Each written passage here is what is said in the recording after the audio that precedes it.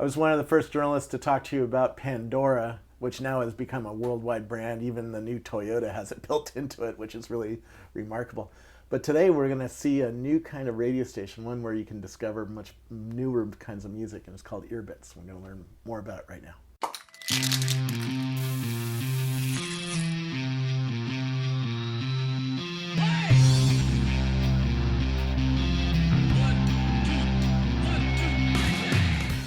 Who are you?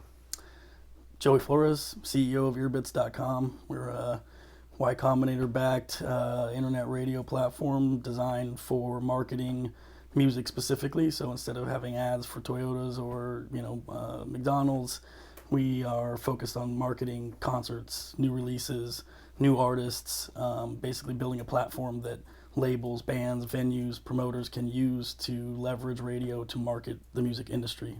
So I don't go there and search for the Beatles like I do on Pandora. What kinds of things would I see when I sign in? So we basically will, if you connect with Facebook, we'll show you channels we think that you'll like based on your existing preferences on Facebook. You can fire up one of those channels. So let's say you listen to the metal channel. You will hear probably some bands that you know. We have a lot of mainstream artists, but we also have a lot of pre-screened, curated artists that are really good, high-quality bands that we think that you'll like.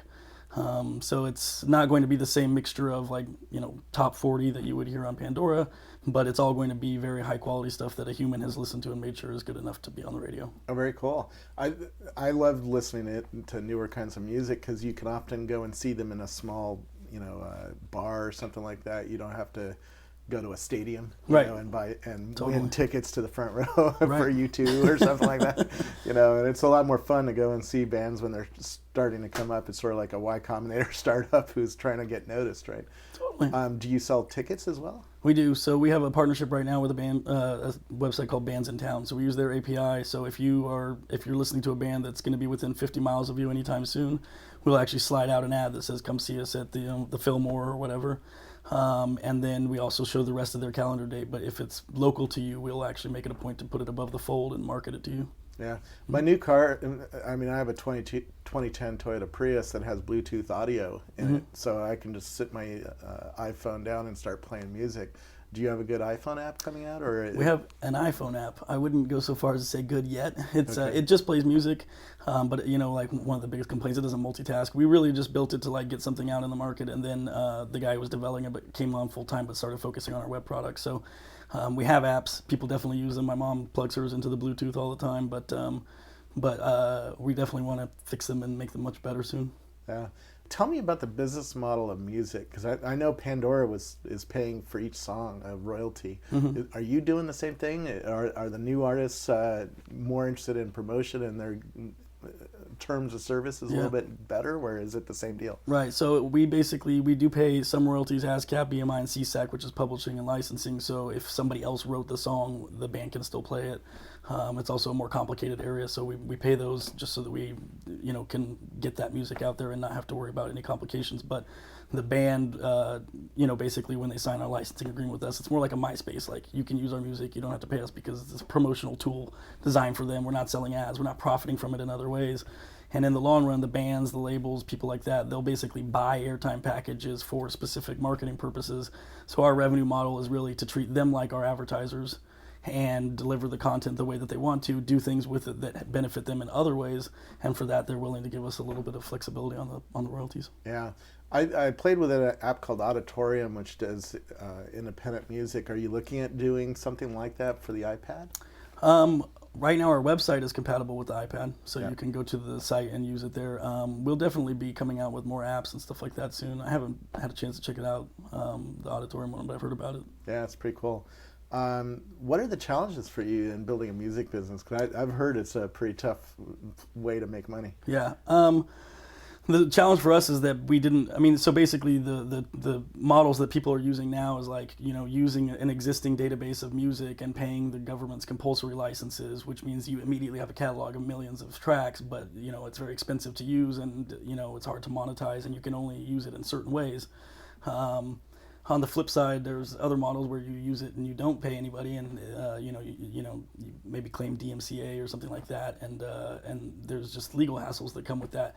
we're kind of taking the approach of like we're actually going to legally license it like one label, one artist at a time, and build our catalog this way, which I think in the long run will mean that we have a more sustainable business that can grow and be profitable. But we're basically building a marketplace. Like last year we didn't have any audience, and we had to convince bands we were going to, so that they would give us some content. Once we had content, we launched the site. When we launched, we had like 8 channels. Now we have like 80. Wow. And in each channel, how many bands and how many songs would there be? So we really won't launch a channel until we have like, like, I don't know, maybe 20, 30, 40 hours of music, which will satisfy most people who will turn on a channel. So we won't start a channel until we have enough music to really support that. But we have right now about 1,600 artists.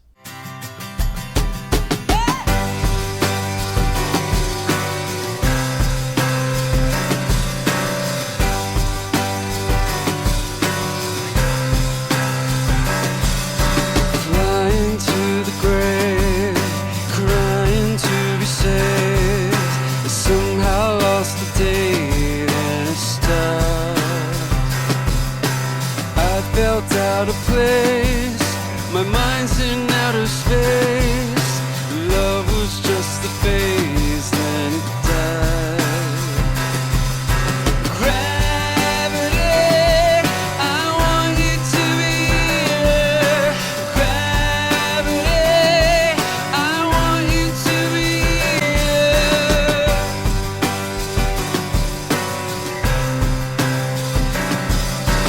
I lost all my everyone would stare and a star.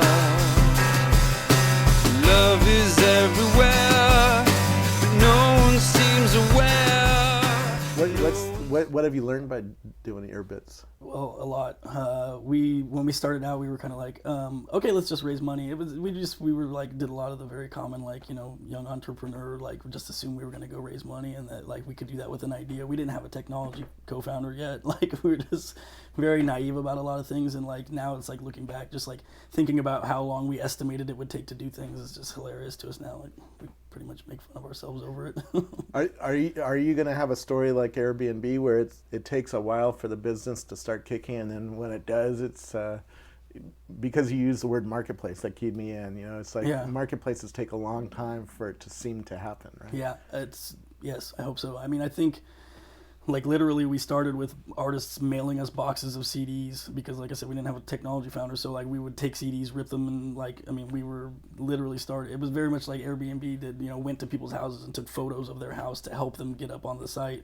We were like having people mail us physical media, and then eventually we launched the site. Now we have more people sending this, and like now suddenly labels are contacting us saying like, I read about you in Wired, let's do this. Or it's definitely starting to ramp up. Yeah, the music world is white hot right now. Amazon just came out with a service, and Google has one, and Apple's going to have one by the time this video gets up, I think. So what does that new world mean to you, and how are you going to differentiate from the places that are going to have all this music to buy and watch? It's definitely like a noisy space, but I think that the experience we're building is very different. It serves a different audience. So like when you think about a lot of the cloud services, these services are mostly designed for people who are buying music and storing it and listening to their own collections. Then you have like radio services, which are either pay for no commercials or have a lot of commercials. And because of the model and the approach that we're taking,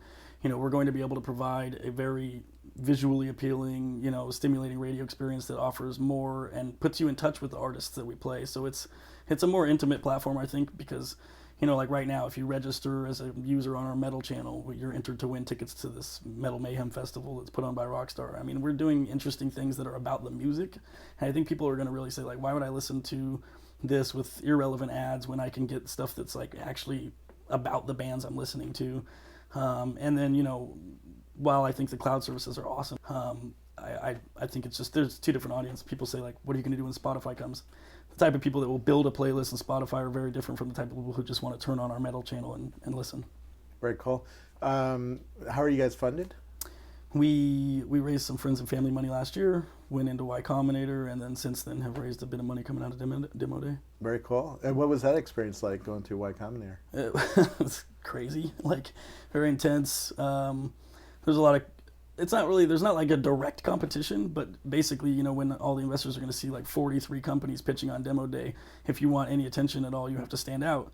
So, you know, we're competing against like a 17 and 19-year-old who already sold a company before Y Combinator, and it's just, you're basically competing with like the best people for attention, so to speak. Yeah. So, you know, we were working. How did you convince Paul to fund you? Paul Graham's the guy who runs Y Combinator, right? Yes. So Paul Graham has openly said that music startups are a bad idea. I think the fact that we have a totally different model that kind of negates a lot of the concerns about the music industry. You know, we're legal, we're licensing and focusing on like the independent market, which is totally different. But mostly, our distribution strategy is very different. So when we first started, we launched a partnership with Nashville.com. We built them a country channel. It lived on their site. So we were getting listeners from Nashville as opposed to having to build our own consumer brand. And that's still our strategy. And I think he was really impressed by the idea that we could white label our platform and make radio stations for sites that didn't have music. Yeah. Well, thanks so much. Where do we learn more about you guys? Earbits.com. Yeah. EARBITS. And are you on Twitter and Facebook as well? We are. Twitter, Facebook, and we have a lot of Facebook tools for like sharing and stuff like that as well. And are you personally on Twitter so we can follow you? No, just Earbits, but it's usually me. Okay. Thank you so much. Thank you.